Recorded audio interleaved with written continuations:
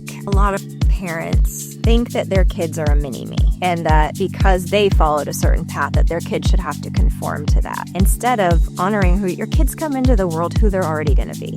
They come in with this, I believe, with their own sort of spiritual initiative. They have their lessons that they feel drawn to learn in this lifetime. And our job that I've learned sort of slowly and sometimes the hard way, and I didn't, let me just say, I did not get this right all the time for years, but learn who your kid is and then just be the guidance, help them think through and become critical thinkers so that they can make good choices. And when they come to you with something, be a sounding board and let them say the whole thing before you jump in and react with a solution. Maybe ask questions of, well, what do you think would be the best path for this? Why would you choose this versus this? And get them thinking and talking. I notice my son makes great decisions on his own when I say, you know what? I trust that you're going to make a great decision. And that sometimes surprised him. Austin Community Capital. This show is a celebration of the spirit of Austin, Texas, honoring our past, engaging our present, and building our future together.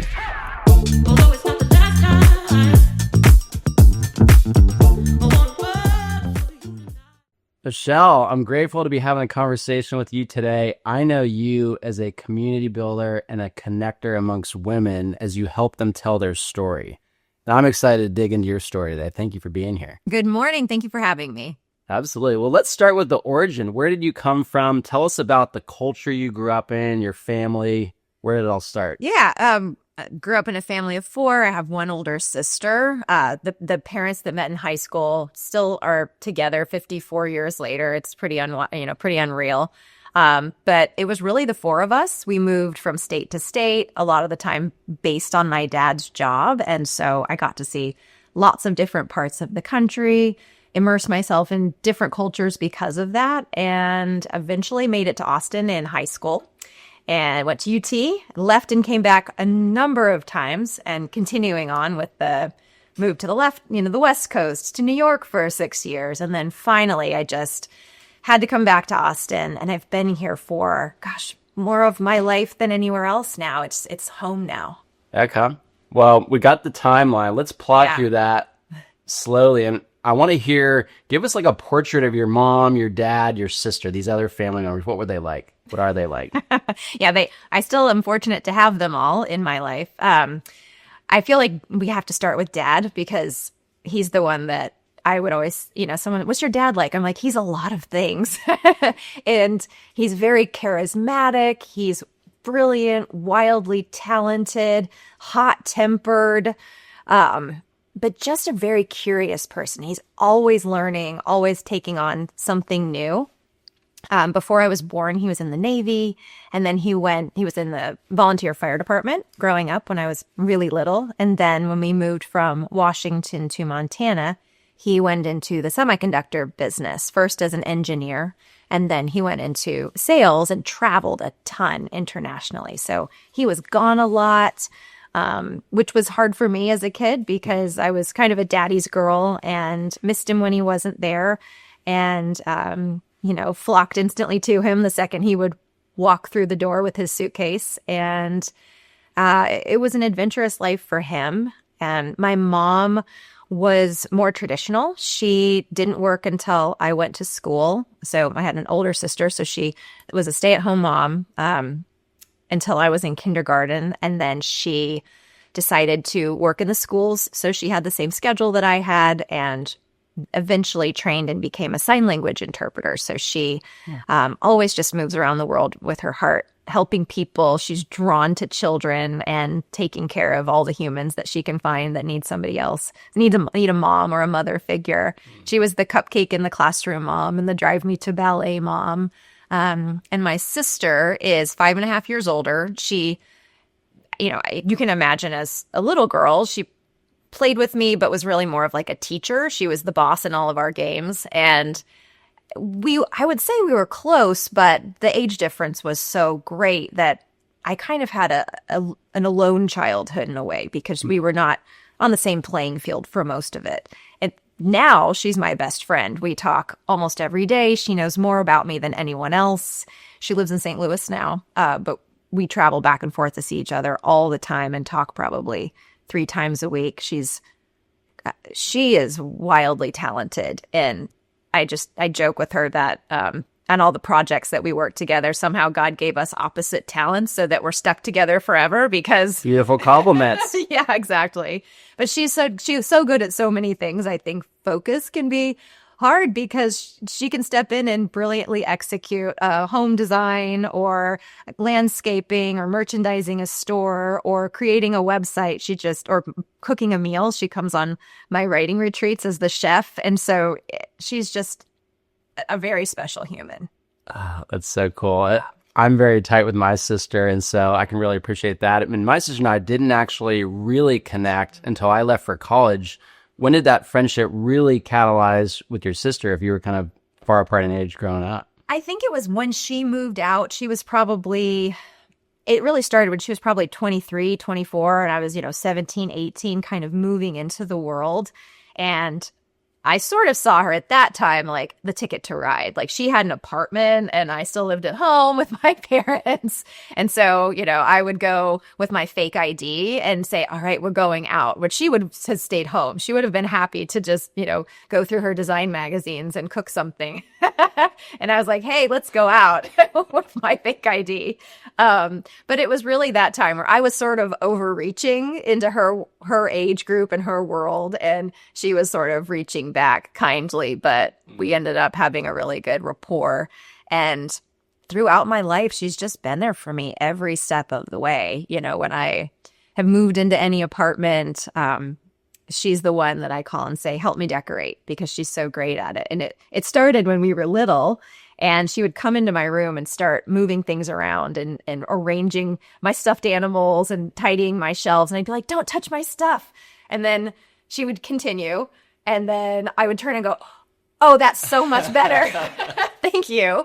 And so every apartment I've lived in, every time I've moved, now we do it on FaceTime if I've moved into a new place and she's not there. But when I told her I'm having a baby when I lived in New York, she ordered the crib. She flew out to put it together. She designed the baby room.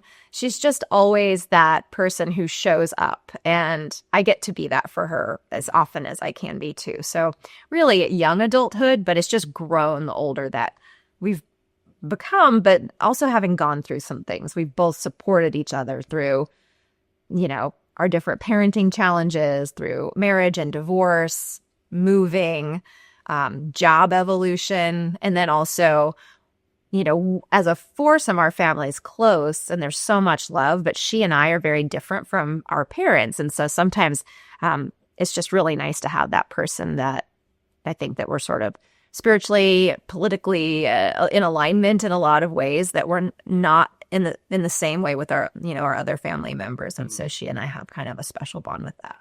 Man, what a rare privilege that is. Yeah. And so you used a couple words. You mentioned travel. You mentioned supporting one another. I'm curious, what form did that take growing up? And what were some family dynamics, rhythms amongst all these moves? Y'all were moving around a lot. What was life like through those geographic transitions? Because they happened, approximately 3 to 5 years, it was like a whole new world every time. I didn't have a huge extended family around me most of my life. And because it was the 4 of us, it was sort of like, we were all each other's ride or dies. So, but we had to start over again all the time. And we did that together. And so that was an interesting thing. It was a big leap to go from Montana to Virginia when I was in middle school, because I'd spent all of my elementary years in Montana at the same elementary school, and I did have cousins and aunts and uncles there. So that felt like a real foundational space for me to grow up in the mountains. It was beautiful, lots of outdoor time. Excuse me. Then we moved to Virginia, which was, talk about culture shock in every way possible. Yeah. And my sister and I were at opposite ends of the spectrum at that point. I was in middle school. She was about to go to college. And the move for me at that age was the hardest transition. It was halfway through 6th grade. And so in Montana, 6th grade is elementary. And I'd gone to the same school for all of those years since kindergarten. I was top dog, 11-year-old cool girl, sixth grader. But then I moved to Virginia and it was middle school. And it was halfway through the year of middle school in a very different culture. It's Southern. There was racial diversity that I hadn't experienced before. And so it was just kind of, I was just totally ignorant, to any kind of just different ways that cultures and people interacted in a way I'd never been introduced to. The school was massive, multi-floors, switching classrooms. There were the cliques already. Middle school girls are a real treat. It was just intense to move there and be immersed right away and have to sort of paddle to figure it all out. But a few years later, I did, and then got redistricted to another high school and then moved again the next year. So it was a lot of starting over. It was a lot of transition. It was really hard, honestly. It was really hard to have to be the new girl over and over and over again. And even though my family was supportive, it wasn't the kind of parenting style like is more common today where everyone's like, how are you feeling about that? It's just like, well, it's like bootstrap effect. Like, you're going to be just fine. And so I did have to figure it out. But all of those moves brought us close together as a family and have that shared experience that we have this sort of ability to pick up and start over again. And I think that that's a beautiful thing because I've had to do that in my adult life where I think some other people, once they've checked off certain boxes, they think that's it. And they think, well, I've already made these decisions or I've already lived here for a certain amount of time. I couldn't possibly start over. And it's sort of freeing to know that while it's not easy, it's also not that hard. And I'm so thankful to my parents for showing me that you just get a good checklist and you don't have to say goodbye to your friends that you've made forever. You still get to collect those relationships in your life and go make new ones and have an adventurous way about living your life. And I think that I gathered that from the way that we had to maneuver together from new place to new place. And I appreciate just that power of perspective that you hold, in regards to moving and decisions and changes. Like, you contrasted kind of a spirit of finality and, with that maybe stuckness versus newness and rebirth. And I love that perspective. And I think that really brings freedom into some maybe like scary changes and a spirit of curiosity, which I think is beautiful. So amidst, a lot changing in your life growing up, all these different moves, different cultures, like radically different cultures around the U.S., a lot of data points for you as a young girl, maybe shaping, what you want your life to look like. What were you in the formative years? Like, what would you have said you wanted to be when you grow up? Well, as a very little girl, I wanted to be a few things. One was a singer and dancer in Reno, Nevada, which I'm not a great singer. Dance definitely took hold and was a huge passion for much of my life until I was about 29. And so that was a main driver for me. But I also knew I always wanted to be a writer. And so even as a little girl, I would go to the library that was 4 blocks from my house downtown. It was the first place I was allowed to go by myself, walking into the city, 4 whole blocks. And I would fill my basket with my bicycle with books and then go read in the sun all day. And so there was that piece of it. There was always the duality of that. I spent, a lot of time alone entertaining myself with a sister that was older and parents that were pretty protective of where I spent my time. And so I got to be really creative and I lived in my own world, in my own head. And so I wanted to write. I wanted to be, exploring, being that Montana is pretty insular. As I got older, starting to go, okay, what's on the other side of these mountains? MTV was a big deal. And I was like, what is happening there? Where are these things happening? So there was always this hunger of more. I wanted to see more of the world. And I didn't know exactly what that looked like.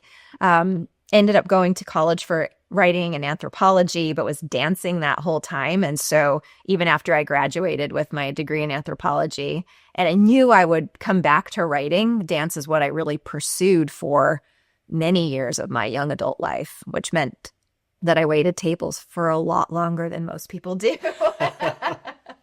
to be able to support that dream. I love that. And Yeah. I'm curious, heading into choosing those majors for college, was that curiosity and interest, or was that, okay, this is the path to get to this place I want to go? Like, what was informing kind of those decisions? Yeah, I mean, unlike college today, well, actually, I should say, just back up and say, I was the first person in my immediate family to graduate with a 4-year degree. And so I was also super fortunate that my dad's job was able to afford to pay for my college. And there was sort of this understanding that in my family, probably based on a little bit, honestly, of just not knowing, or that if you just go to college, then you'll be set up. It wasn't like go to college to get a degree to get a job. It was just like, this is the marker of success and then it'll set you up. But it wasn't like architecture school to be an architect, medical school to be a doctor. It was like, just get a degree. That's the finish line. Yeah, that was the thing. Of course, I think they wanted me to, I don't know. I could say what they wanted me to do. It felt like they wanted me to, become a teacher and marry an engineer kind of thing, right? Like it was it was a little bit more safe, I think, what they'd hoped. And then they got to know me and they were like, well, that's out the window. That's not going to happen. She's a choose your own adventure kind of gal. She's going to see what happens. So I went in because I loved writing, and I first started as an English major and didn't know exactly what I wanted to do with that. It wasn't like I'm going to be a journalist or, an author or anything like that. I just wanted to write and explore what that meant. But as soon as I started taking the English classes, I was bored because I thought it was terribly dull to just write about what other people had written. And that was a lot of the classes. Or it would be a writing assignment, and then you'd have to, swap and work with a peer. And I was like, I don't know why this is torture for me at the time. I just didn't enjoy it. But I took the course catalog home from UT, which at the time was a paper, and I flipped it open with a magic marker and a highlighter and started circling the classes that I thought looked most interesting to me. And most of them fell within the cultural anthropology degree. And there were some with a writing component. And I thought, I can trick the system. I can get the writing education and the experience I want while writing about something that I care about. I wanted to know about more cultures in the world, economics, geography, geology, whatever, every aspect of every place. I was so hungry to know more about people and write about that. And there was a time when I thought, okay, I'm going to get my master's, my PhD. I'm going to go, live in some foreign place and write ethnographies. I had this very romanticized view, very naive, romanticized view of what I thought I would do with an anthropology degree. And it came time when I had an opportunity to go to Argentina to study for a semester. And it was at a time when I thought, I either want to do that or I just can't take being in school anymore. I'm going to drop out. I had just taken myself on a little whirlwind trip to Europe alone, and it opened my eyes in this way of all the different ways that people live. And I thought, school just seems so, repetitive, and is it really getting me anywhere? And so I was like, Mom and Dad, I don't want to go to college anymore. And they said, no, you can stay in, but you can go to this program in Argentina. I was like, okay, great. So I signed up for classes. I continued, and they were like, actually, we really don't want you to do that. And I'm like, darn it. So I didn't get to go. And it felt like this kind of bait and switch at the time, but I'm kind of grateful that I stayed in. Not kind of, I am extremely grateful that I stayed in and finished school, but it didn't continue to encourage me on that path to do. I would have had to have really gone all in to say, like, I'm going to be an anthropologist. This is what I'm going to do. But because that kind of halted that direction, it really just funneled all of my energy into dance. And I finished my degree. I got great grades. It was fine. But I had this other passion that was also time sensitive in terms of, you can only do it so long in your life before your body's not really able to do that anymore. And so there was that crossroads moment where I would have gone down the road of anthropology and probably more academic writing. And instead, it took me on a totally different pathway to dance and then moving around and investigating that part of my life. The guests are here. The balloonies are perfectly chilled. The outdoor heaters actually working. And I didn't do any of it. While I'm mingling, Loyal is ensuring the caviar is plated and the ice is fresh. Don't just host the party. Actually enjoy it. Loyal Home Concierge. We manage the vendors. You handle the compliments. That's a really interesting reflection. And I think like probably each of us could look back at our lives and look at just these subtle little circumstantial changes that kind of nudged us in a redirection and totally charted a new path. But I think, gosh, I don't know that even in my own life, I have that awareness. Like, I really appreciate your awareness there. A couple of things about college, Michelle, that were impressive on me. When you were flipping through the course catalog and realizing things about the writing major that weren't for you and looking at the classes, I feel like there's a rare level of initiative and agency as a college student, which I think is really cool. And then it's fun to see your identity as an artist really forming through school. I'm really excited to, get into where that took you afterwards. But yeah, at that age to have that type of agency of, I can create the experience I want here, I think is really rare and cool. And I wish more young people knew that and recognize the opportunity that initiative affords you. So I think that's so cool. I appreciate you saying that. And it's something that, you're reflecting to me that I don't think about. And I realize that some people are like, oh, you're rebellious. I'm like, no, I just don't know any other way to do it. I just sort of do the thing. And they're like, oh, that ruffled feathers. Oops, that wasn't the way that, but I didn't know the way to do it. No one else in my family had gone to college before me. There was no one putting their arm around me and saying like, this is the way to go, or this is how you should do it. I was just kind of making it up. And even the college counselor that I had, I'd gone in, a couple of semesters before and said, all right, I want to make sure I'm on track to graduate on time. And he did all the checking with me. And he's like, great, you can totally do it. But you have to take all of these upper division classes every semester, both semesters, and to be done. And I was like, whew, okay, let's go, and I was fired up. And I already had a move to Portland, Oregon planned for after graduation. Oh, wow. I had a college boyfriend, and I were like, all right, we're going to move to the West Coast. And it was great. I was like, okay, I'm on track. And then partway through my last semester on the way to graduation, I went back to the counselor and I said, hey, I just want to make sure I'm on track. Everything's good. And he's counting, and he turns white. And he looks at me like, ruh-roh. And he said, Michelle, you're missing 17 hours of electives. And I was like, Dropping that bomb is not ideal. It wasn't even like one, it was 7. I mean, how did this, I was trying to make sure that I had checked everything and checked all the boxes. And I knew I didn't know what I was doing, but that was I was like, I could have taken yoga or basket weaving or literally anything fun during all this time in college. And I was just taking the course classes and it just missed me.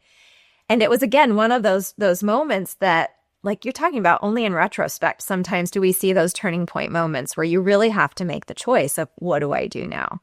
And I knew I didn't want to continue staying in Austin for a whole other semester to take elective classes.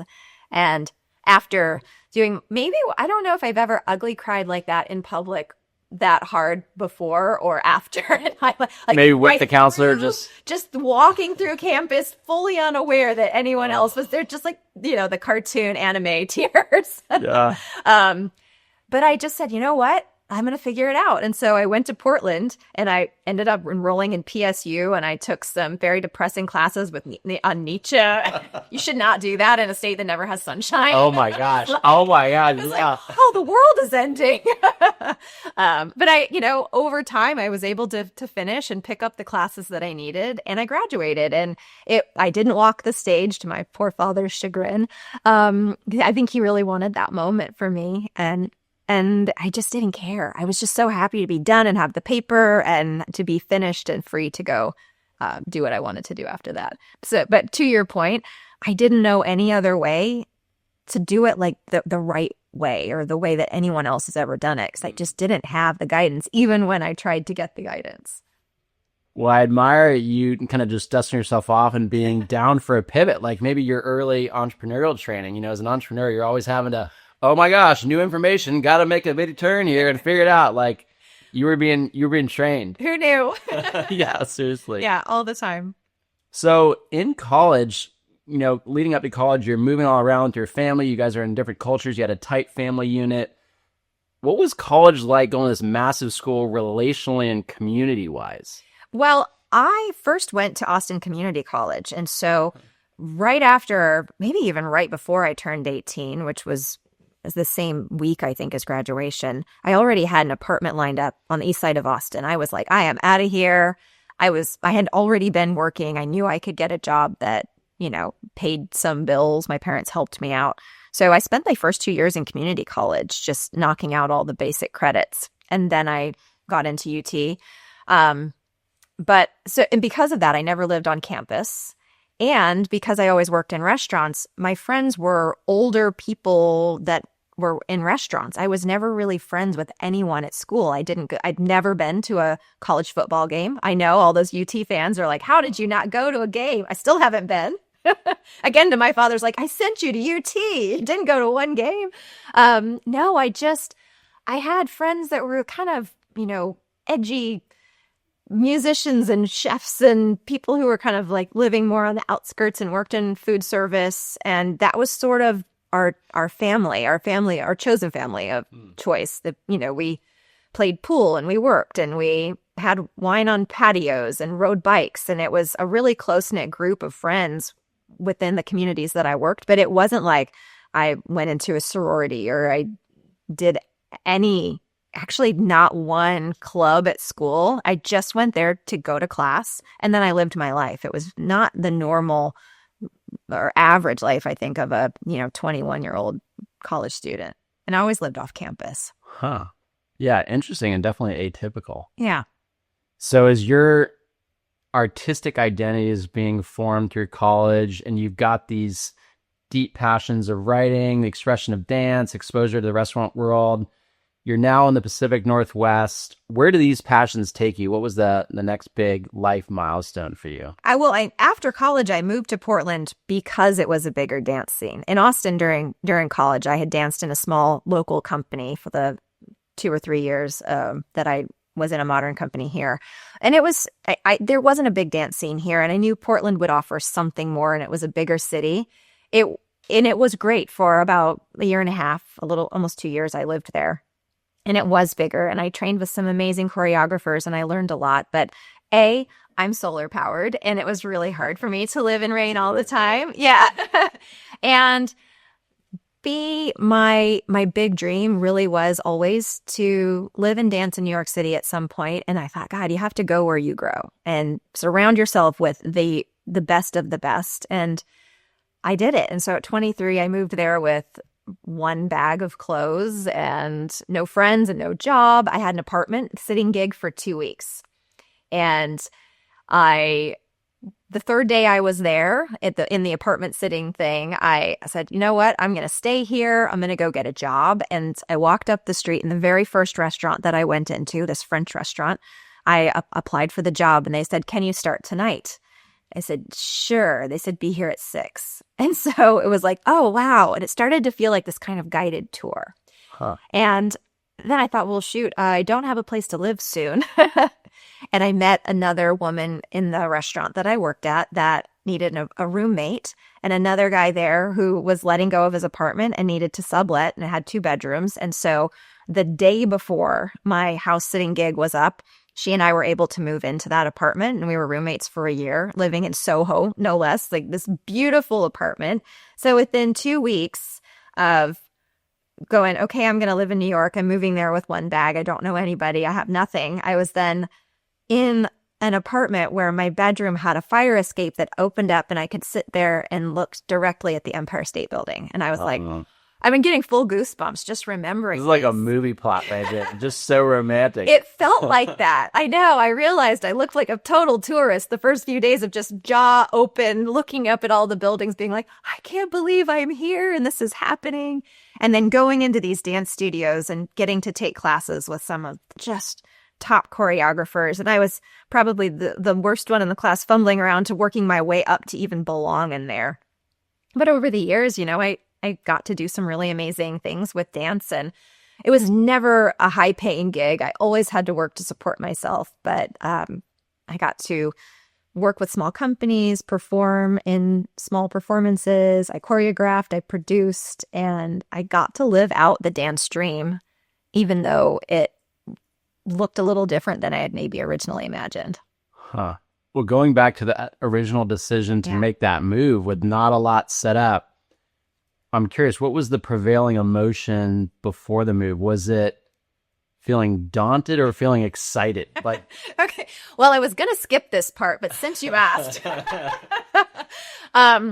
there was a boy involved, and we had an original plan. So we met in Portland, and we saved up money and actually stopped in Austin for 6 months while my sister had her baby, and I got to be here, and I saved up more money. And our plan, his and mine, originally was that we were going to go to Spain, and we had tickets to Spain, and he was going to teach English. And I have no idea what I thought I was going to do, but I was like, I'll figure it out when I get there. I mean, really, this was young Michelle, right? I just made decisions like my hair was on fire. Like, that sounds good. What's the worst that can happen? And we had the tickets, and about a week before we were meant to go to this 2-week house sitting thing in New York and then head off to Spain, he and I had a talk, and he said, Michelle, I love you, but I'm not in love with you. And I went, like record scratch. Oh, that is really good information. I'm not going to go to Spain with you. And it didn't happen quite in that same conversation. I actually went to a women's sort of retreat with women in my family on this river before that last week that I was supposed to be in Austin. And I was sitting at this table, and all these women are around talking, and it just dawned on me, I'm not going. Because they said, are you excited about Spain? And I hadn't said anything about it. And that's when I said, I'm not going. And everybody went quiet. You could hear a pin drop. And they're like, yeah, why would I do that? And so I realized, you know what? I have a 2-week runway. At worst case, it's a great vacation, and then I have to figure it out after that. But I've narrowed all my belongings down to one bag. I just forfeited my ticket to Spain, and I just said, let's just do this. Let's just go. And so that there wasn't a lot of anxiety or forethought. This was actually the scaled back version. This was the easier choice than the original plan. This was the less risky of my choices, believe it or not. well, I love that moment of clarity that you had on that retreat. That's so interesting.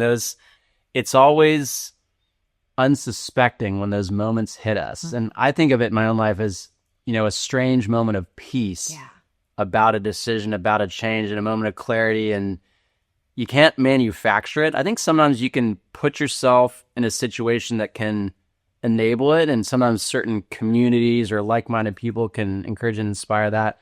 So I love hearing about that. Tell us a little bit about that retreat. Like, that sounds very cool. Family members getting together, all women. It was actually my sister and her then husband's ex-wife. So I know that sounds weird. And their friends and family. And so it was my sister and I and a bunch of other women that were kind of her family adjacent. And they were all just really beautiful women.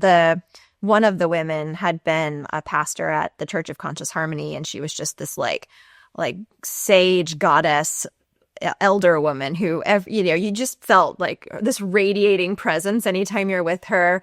And so that was really special to get to spend that time there. But it was this cabin by a river, and we just cooked and we jumped in the river and read books. And it was just this very healing time that I got to spend with these women. And I think I wasn't there maybe even trying to solve the problem. It was just creating the environment where everything could be at peace, and I could really hear that inner voice saying what was next for me. I love that.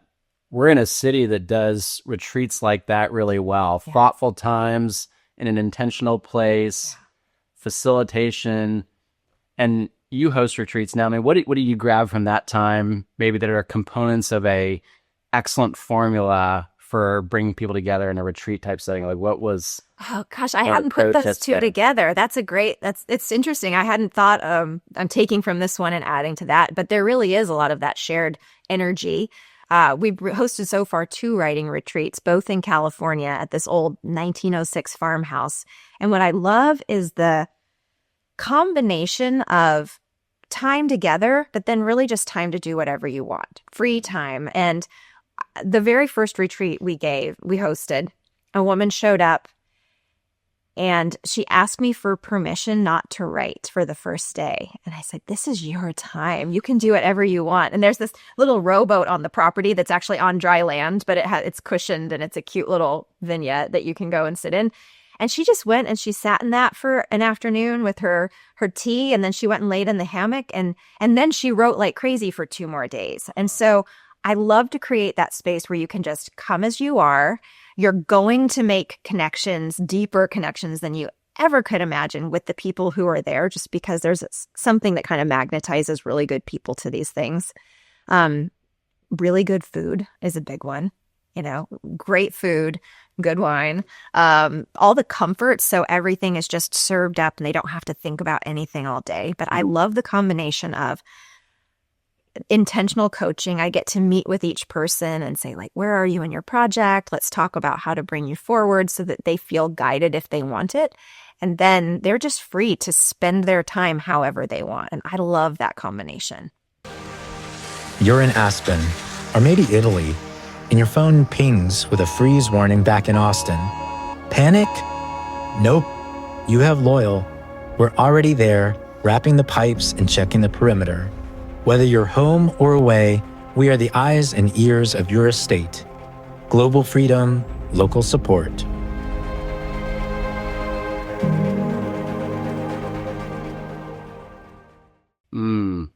That's beautifully articulated. And I'm thinking through, like, you're describing that environment, and I'm like, man, I want to be there.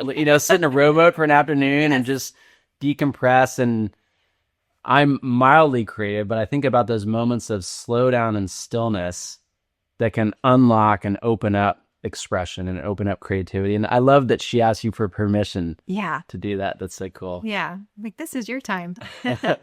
So I'm excited to fill in some of the color about this platform that you've built that enables you to do these retreats and stuff. We're back in New York now. We're immersed in the dance career and this interesting life that's come together very quickly and organically. How did you move in that dance career? Were you thinking, all right, this is my trajectory? Were you feeling desires for a pivot? What was going on in that time? I was still as single focused as I can personally ever be on dance for a very long time. I lived there for about 6.5 years. And I met my first husband there, and he was a dancer and a choreographer. Actually, that's not true. I met him in Austin, dancing in that company in Austin in college. But when I met him, he didn't speak English. I didn't speak Spanish. He had really long hair, and I was like, ew, he's totally not my type. Apparently, in Spanish, when he met me, he reached over to a friend and he said, that one's a pain in the ass. I'll probably marry her. As a joke. Oh my. I mean, I lived in Portland. We weren't in touch. We were not friends. That French restaurant that I told you I got that first job at, a couple of months after living there and working there, the night manager came in and said, hey, we have somebody coming into work. His name is, and I turn and he's standing there. And I was like, hi. And he's like, hi, Michelle. I was like, you speak English. Wow. It was just wild. Like, years later, And then we kept running into each other for dance. And so my dance career and my relationship life started to meld, and we choreographed and produced some things together.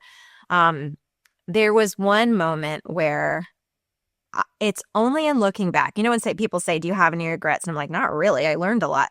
There's one sort of stinging moment still that a woman that is an amazing choreographer came to the show that we produced, and she came up to me afterward and she invited me on the thing I'd always wanted most, which was to go on tour in Europe. And I didn't know I was going to get all kind of emotional talking about this, but I was so awestruck and this is it. I've taken her class, I've danced in her workshops, and she's now inviting me, based on something I created, to tour in Europe, which was the ultimate goal. And in that moment, I tanked it. I said, we would love to do that. We would be so excited to do that, because I wanted to bring him into that. And I didn't just take it for myself and say, thank you. Yes. And I didn't follow up with her. And it's like all of my years from 11 years old to 26 years old, 27 years old, all of that to finally be offered the one thing I'd always wanted most. And I was so obnoxious to this woman who had offered me my dream. And I said, oh my gosh, thank you. We would be so honored. We would love to do that. Why? And it's always been interesting to me that I wanted to say yeah, we'll do it. We'll have that opportunity. And so from there, he and I were married. I had my son. I left to dance. It was just an interesting, again, one of those turning points where had I said, yes, thank you, I would love to, and not said we would love to, it would have been a totally different trajectory in my life and in my career. And so I think about that sometimes. Yeah. What was going on in your heart and your spirit, right in that moment when she asked you? I was thrilled. I was like, this is it. I can't believe I'm being offered this.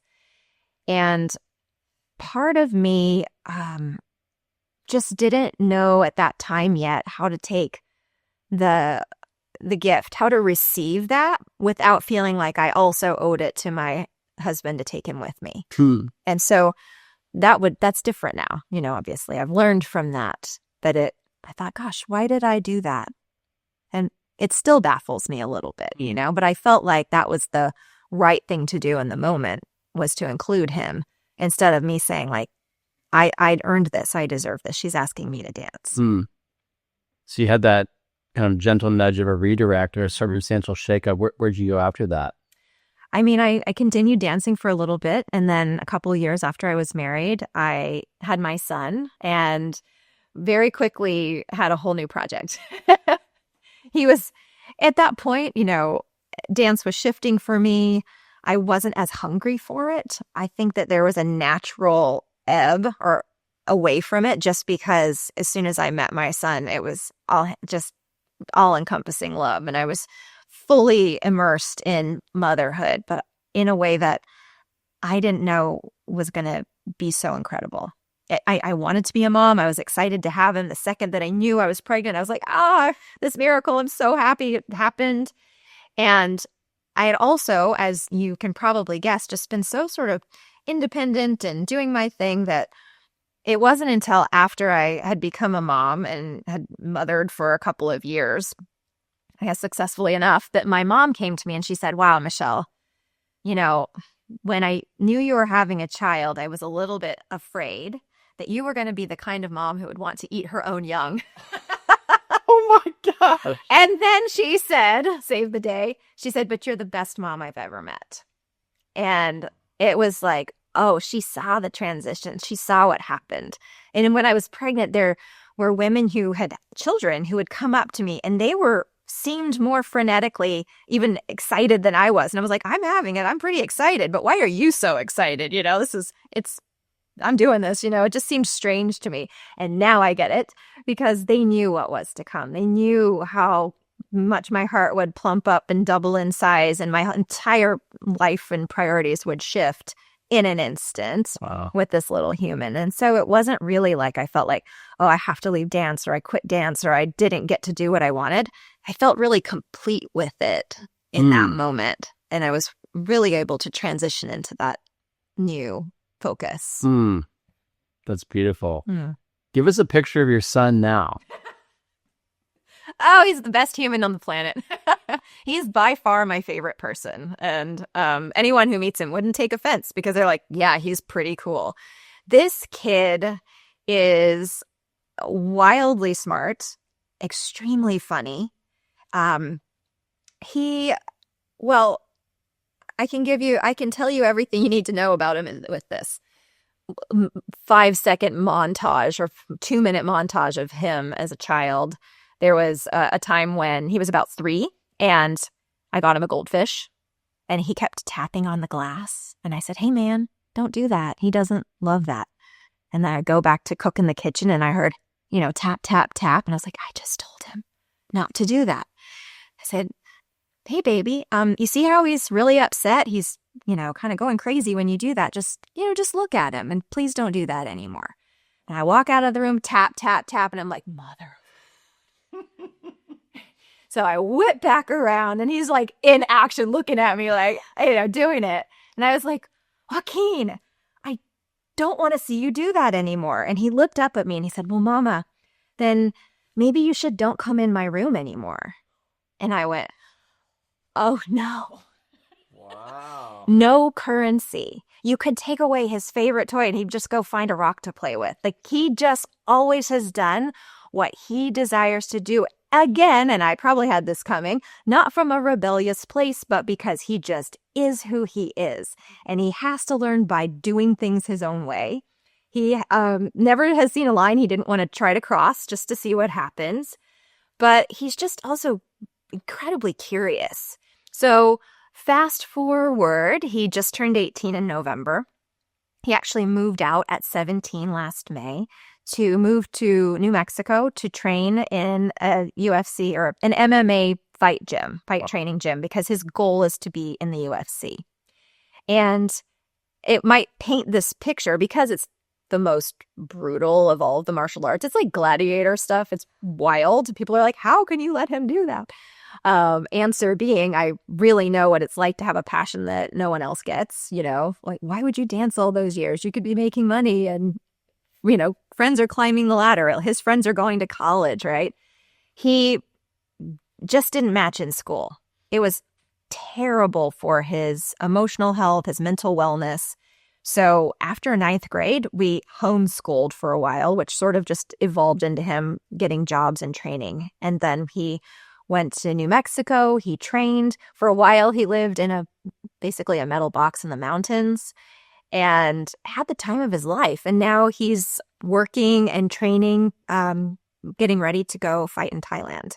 Wow. And if you meet him, you would not know, other than, his vibrato, which he can't help. I don't know if it's because he's a fighter or if, his dad's kind of vibe that he has, but he is just this molten lava of love on the inside. And he's so spiritually connected. And everywhere we go, he's the first person to say hello to someone. And even after we've said goodbye at like I was just with him in New York, and we'd leave a bodega and he'd always be like, have a great day, in the most intentional way. Even after we were leaving, he'd turn around and say it again, And I was just writing about this yesterday, but of all the times that I had so many people say, how can you let him do that? Aren't you scared?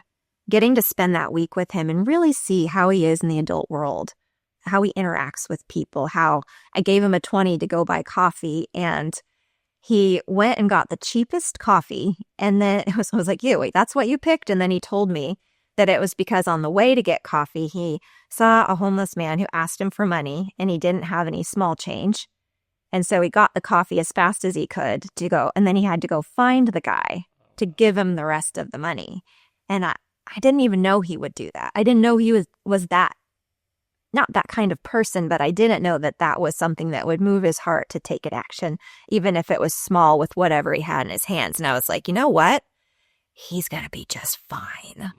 So he's carving his own path. He's making his own way.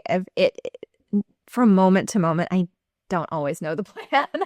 He calls me. He's like, Mom, guess what? And I'm always like, center yourself. Don't have a reaction. But because of that, we have a great relationship now. And I wouldn't say he tells me everything, and that's probably good, but he tells me more than most moms get to know. And he's just this wild-hearted spirit that is doing good things in the world. I can't wait to see what he does. It's beautiful how you celebrate who he is. And what I'm hearing through how you're talking about him is that you have been a very nurturing and supportive mom, even in kind of an unconventional path that might freak some moms out, and maybe they wouldn't have allowed that. That's so wonderful. And it's amazing to see or hear about him flourishing through that way that you have supported, loved, and cared for him. What advice would you give to parents now, kind of thinking about that way you've supported him and been behind him in his upbringing? And I think a lot of parents think that their kids are a mini-me, and that because they followed a certain path that their kids should have to conform to that, instead of honoring who your kids come into the world, who they're already going to be. They come in with this, I believe, with their own sort of spiritual initiative. They have their lessons that they feel drawn to learn in this lifetime. And our job that I've learned sort of slowly and sometimes the hard way, and I didn't, let me just say, I did not get this right all the time for years. There was a lot of conflict for those, some of those years. But learn who your kid is and then just be the guidance, help them think through and become critical thinkers so that they can make good choices. And when they come to you with something, be a sounding board and let them say the whole thing before you jump in and react with a solution. Maybe ask questions of, well, what do you think would be the best path for this? Why would you choose this versus this? And get them thinking and talking. I notice my son makes great decisions on his own when I say, you know what? I trust that you're going to make a great decision. And that sometimes surprised him. He said, you do? You do think I'm going to make a good decision? I said, yeah, I'm proud of you already. It's not tied to an accomplishment because you're a good human. And I know that you're going to make good choices. And sometimes you're going to make a choice that you would have done differently later. And we all make mistakes, and that's the only way for you to learn. So I think that if I can say anything to parents, just love them like crazy, set good boundaries, and let them show you who they are. That advice and encouragement is really applicable to any leader.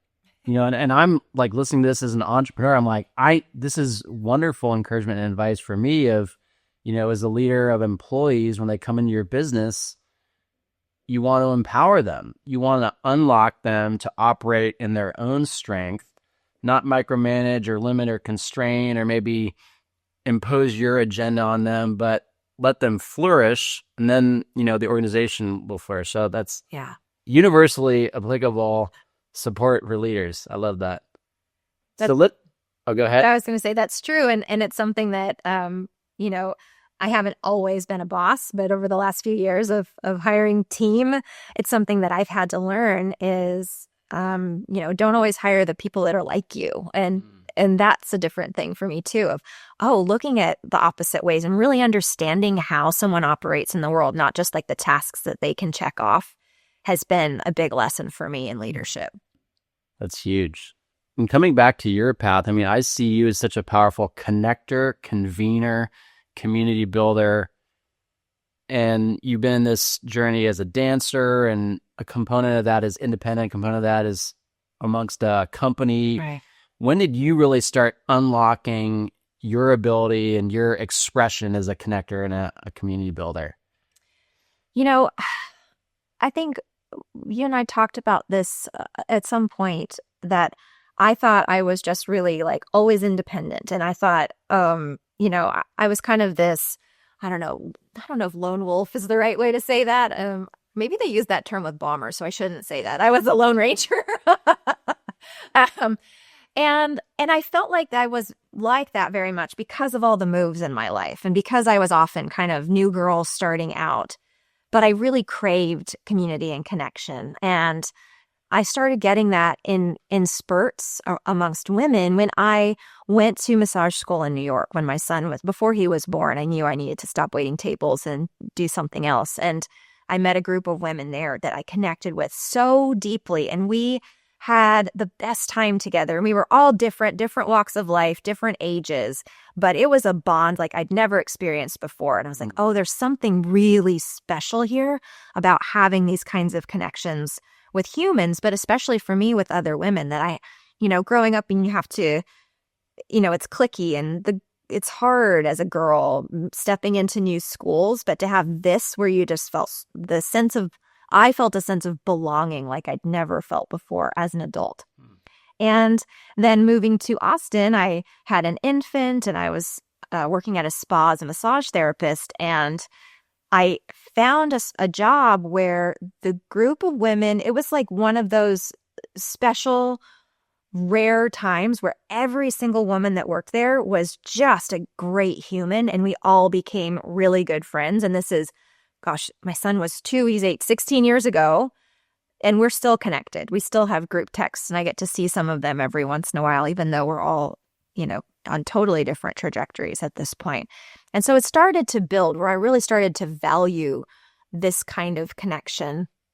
And I would say not long into my freelancing career, I started doing some networking, and I wasn't good at it at first. It just sort of felt like salesy, and I didn't know how to show up, and I felt like I'd missed the memo, and you've got the name tag that your hair is getting stuck in. I was like, this is so uncomfortable. Like they say, like, have a pitch, and I was like, ugh, people are just shoving business cards at me. I don't like this. And there's better ways to do it. I've gotten better at it, like making real friends. I built my whole business now by making friends.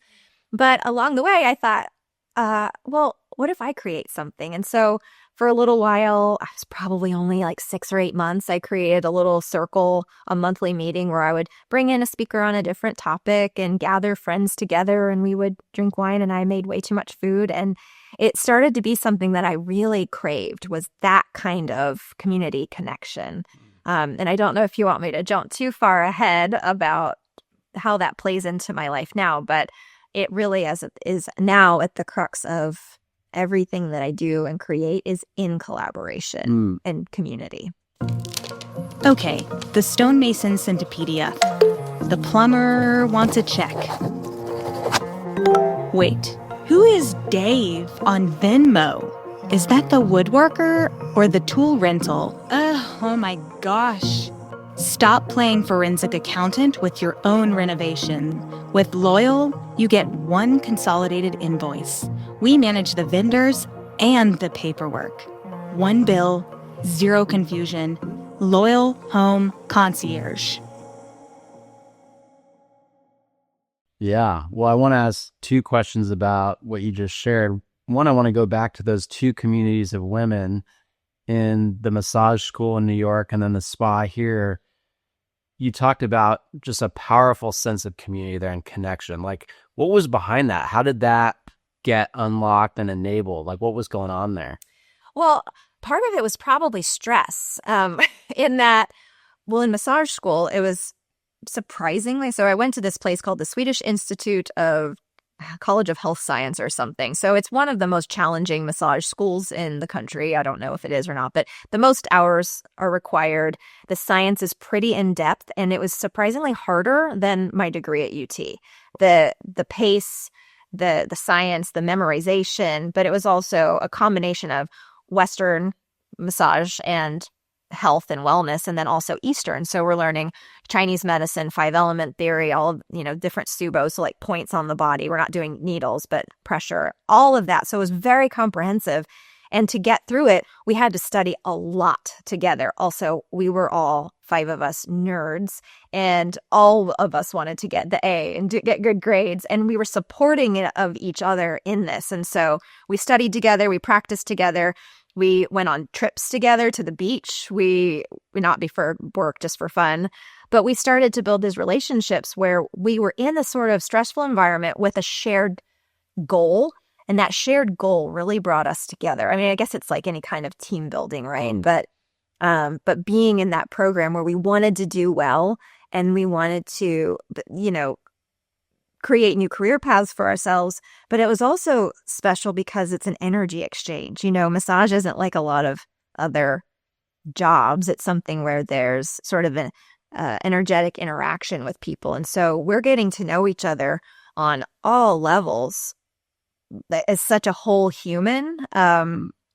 We sort of revealed ourselves to each other in a way that you might not normally if you would just had a school bud, or, there's touch involved, there's energy work involved, and there's, the mental challenge. And so that really set off that. But then at the massage job I had at the spa later, there was this like holding tank room. It was very small where we would hang out in between our sessions. And so we would each go into these hour-long sessions in the dark with a client that's face down, and we don't really talk to them usually. And there's peaceful music piped through the speakers, and you like want to poke your eye out if you ever hear that Jose Gonzalez song ever again in your life, right? You're like, this is the same thing on repeat. You get 3 channels to choose from. But then you go into this room and it's like, like the top comes off and you're like, hi, and you just connect and you're talking and connecting.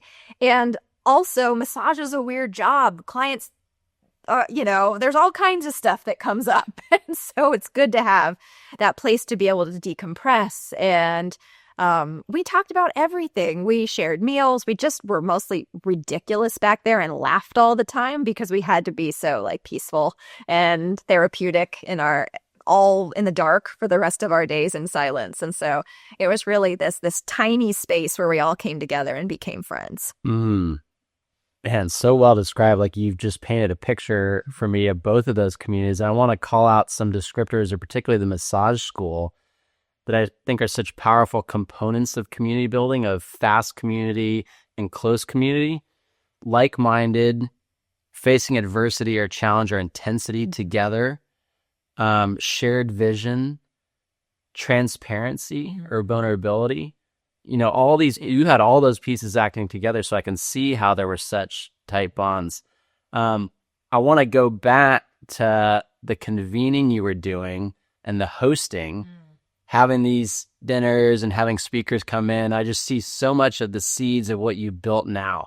Yeah. And so take us through to what you've built today and paint us a picture of your platform and your work now and how it evolved from that early hosting that you were doing. The early hosting, the speakers were coming in to talk about all different things, everything from wealth building for women, like how do you deal with your finances, to we had a yoga instructor come in and talk about like mind-body connection. So it was really like this holistic view of how do we tune into ourselves and upgrade our lives in community with others and have these conversations with, things that we're all listening to podcasts about and reading books on, but how do we get together and talk about it? And of course, it came from me going to these networking events where there was just cards and sticky name tags in your hair, all the things. And what if we just show up and get to know each other and learn together? And that's what really intrigued me. And from that, fast forward now, I have a publishing house where our main program is publishing women in a collective. So we have one title or a topic, and then women enroll to write a single chapter in that book.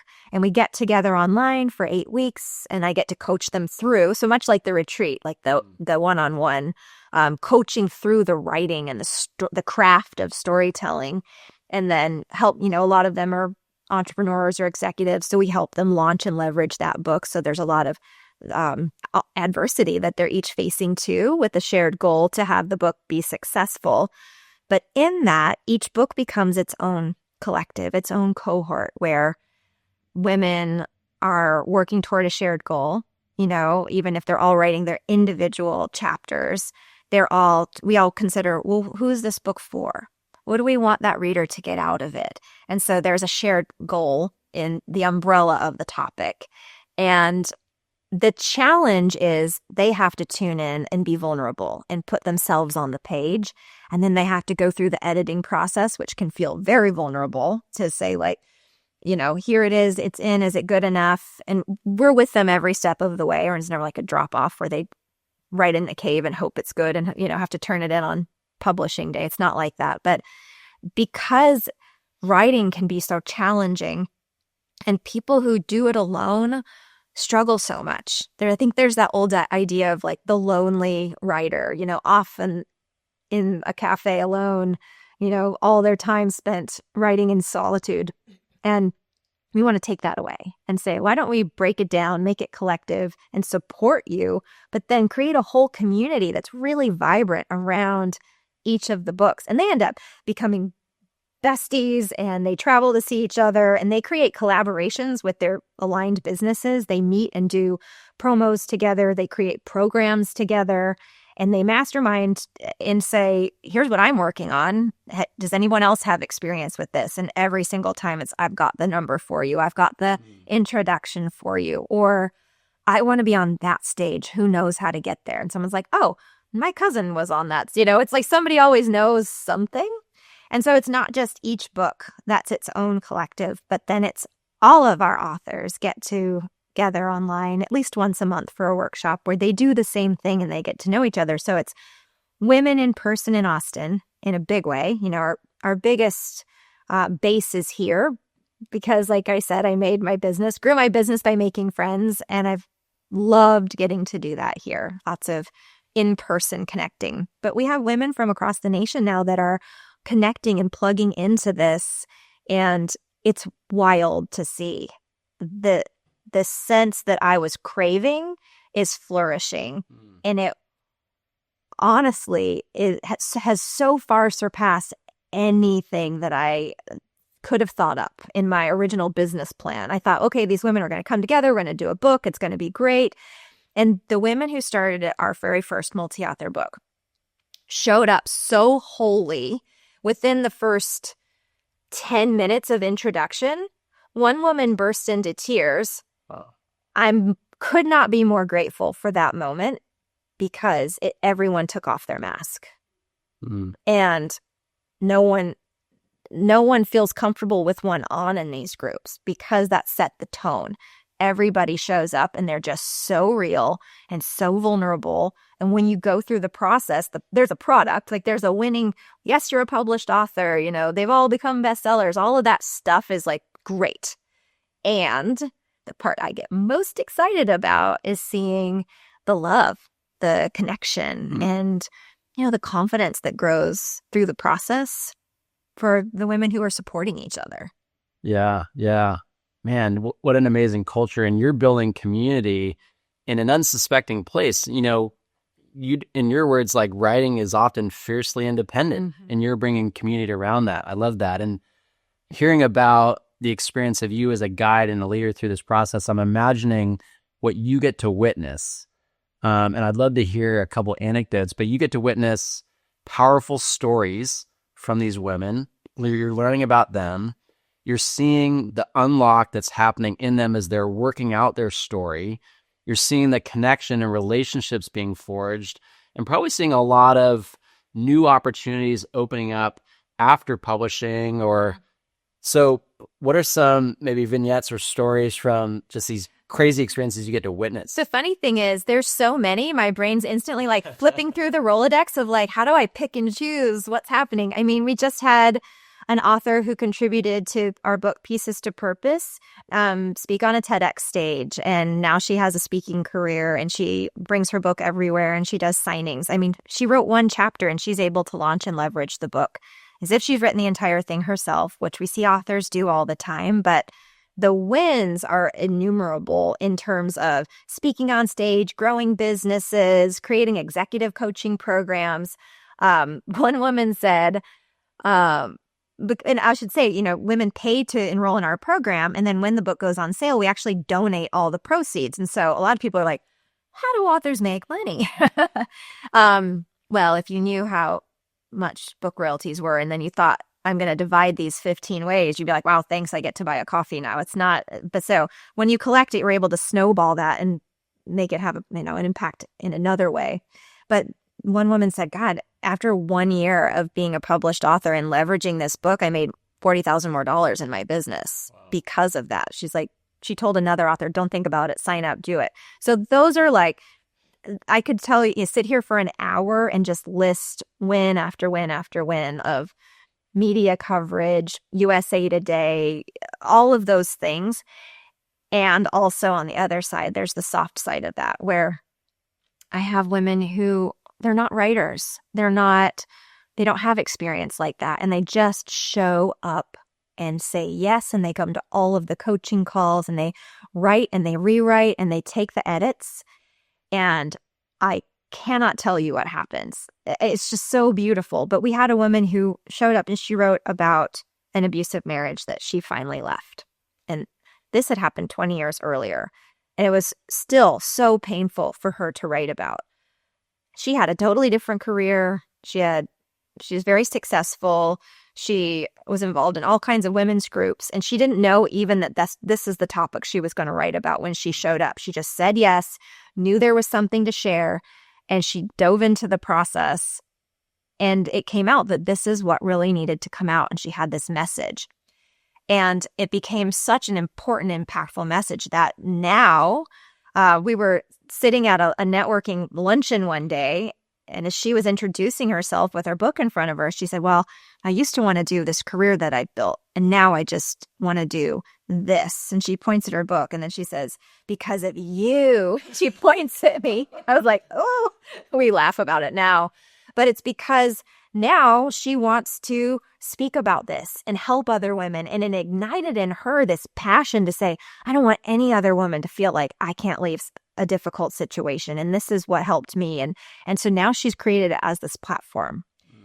We had another woman who, again, hadn't written anything. And you meet her, and this woman, dressed to the nines, like just put together to a T. And when I read her chapter, I had to pick my jaw up off the floor because I had no idea that she had been through multiple horrific situations, like horrible abuse, deep drug addiction, not having a good relationship with her children, to the point where her adult son hadn't spoken to her much in 10 years. And when she published her chapter in the book, her son read it. And she told me on stage, she should have told me this before the stage, but she told me on stage that her son reached out and they had a 3-hour phone conversation, and that it was the first Mother's Day that she was going to spend with him in 10 years. Oh my God. So yes, the ROI is unbeatable for a business owner, for someone who wants to grow a platform, but it's this human personal development of not just the product, but who you become in the process with the support. And she was the one who had her questions to the author panel that I was going to ask her crumpled up in her hand. And she said, again, permission, Michelle, can I take this piece of paper with me on stage? I'm so nervous. I'm blanking out. I can't remember what I'm going to say. I said, you can do whatever you want. She said, really? I said, yeah, it's your panel. You're the author. She goes, but can I read from it? You can do whatever you want. Really? And when we got up on stage, this beautiful, poised woman did not look at the paper once, and I have no idea what it said, but what came out of her mouth was so moving. I look around and everyone has tears in their eyes. It was so eloquent and direct, and she just fully embodied this moment of growth, and everybody could feel it. So I feel like the personal development, the ROI, the growth, the business growth is almost a Trojan horse to all of the personal development and connection within the community that actually happens in the process. Yeah, man. Now I want to just emphasize the power that really exists for every human being of telling your story. Yeah. Such an unlock of awareness and personal growth. Michelle, you've given us a really amazing teaser and cliffhanger for the books. Tell folks where they can find you, where they can find the books, and where they can find the publishing house. Yeah, so we are Sulit Press, and it's SULITPRESS, so sulitpress.com. We are on Instagram, we are on LinkedIn, all of the places, all of the socials. We also have a new podcast this year that's called Her Best Chapter. So you can actually hear conversations from all of our authors, a little bit about their writing process, but really about their stories, going more in depth into their expertise. So I would say sulitpress.com and Her Best Chapter, the podcast, are probably the two best places. You can find our books all on Amazon and on our website. Okay, awesome. Yeah. Well, as we come to a close today, give us something that you're loving right now. Maybe it's a place in Austin, a personal recharge activity, something new coming up in the new year. Oh gosh, there's so many. I love this city so much. One of my favorite new places that's just opened, we'll give a plug to Leona on Brody. I've been wanting to go, haven't been yet. Fantastic. It's just gorgeous, beautiful landscaping. It's a great place to go by yourself and work or go with a group of friends. It's a good gathering place because they have so much outdoor space, good food, good coffee, cocktails if you're into it. So I would say that is my new favorite hang. But gosh, I took 3 weeks over the holidays to just sort of go quiet. And that was so nourishing. And now my favorite thing is I'm doing walk and talks. And so I meet with friends and some of our authors, and we walk the loop around the lake downtown, and we talk about all kinds of things. And so getting to mix the best of both worlds. Well, that's a good encouragement for folks listening. Go out and do a walk and talk. Yeah. You know, personally, I would much rather walk and talk versus sit and talk. So yeah, I endorse that. Well, Michelle, thank you so much for the time today. I really enjoyed connecting with you. Thank you so much. Boom. Nice. Did we do it? Did I make words good?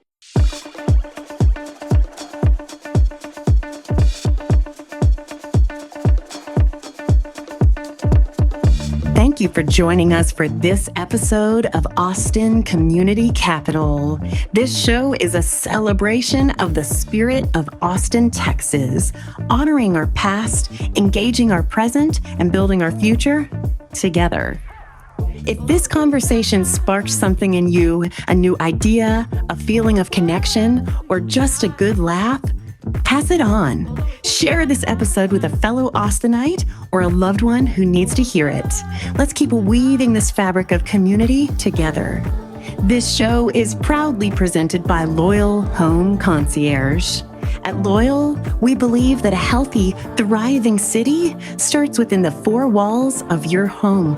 We are passionate about supporting overextended executives, the moms and dads who do it all, and the couples who take life by storm. Because we know that when your home life is supported, you are free to support the ones who matter most. Your kids, your wife. Whether you need a proactive manager for your home or a creative problem solver for your next big adventure, we are here to help you design a life of intention. LoyalHomeConcierge.com. Let's make life a little more beautiful together. Stay loyal to your community, and we'll see you next time.